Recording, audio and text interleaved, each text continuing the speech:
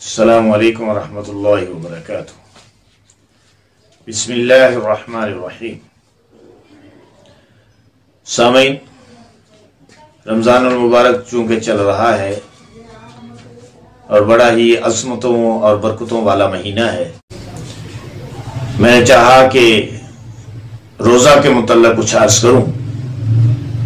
تو آج اس پہلے لیکچر میں روزے کی تاریخ اور ارتقاء کے متعلق کچھ عرض کرنا چاہتا ہوں۔ اگر آپ غور سے سنیں گے اور ویڈیو آخر تک دیکھیں گے تو انشاءاللہ العزیز بڑا فائدہ ہوگا۔ روزہ اسلام کی عبادت کا تیسرا رکن ہے۔ عربی میں اس کو صوم کہتے ہیں، جس کے لفظی معنی ہے رکنے اور چپ رہنے کے۔ بعض مفسرین کی تفسیروں کے مطابق قرآن پاک میں اس کو کہیں کہیں صبر بھی کہا گیا ہے، جس کے معنی ضبط نفس کے ہیں، ثابت قدمی اور استقلال کے۔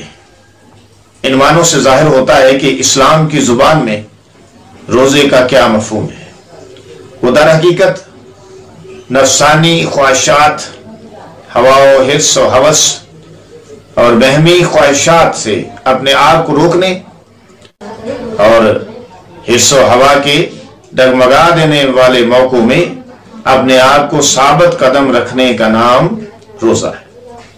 یعنی کھانا پینا، عورت اور مرد کے جنسی تعلقات ایک متعین مدت تک کے لیے رک جانے کا نام شرعاً روزہ ہے۔ لیکن دراصل ان ظاہری خواہشات کے ساتھ باطنی خواہشوں اور برائیوں سے دل اور زبان کا محفوظ رکھنا بھی خاص کے نزدیک روزے کی حقیقت میں داخل ہے۔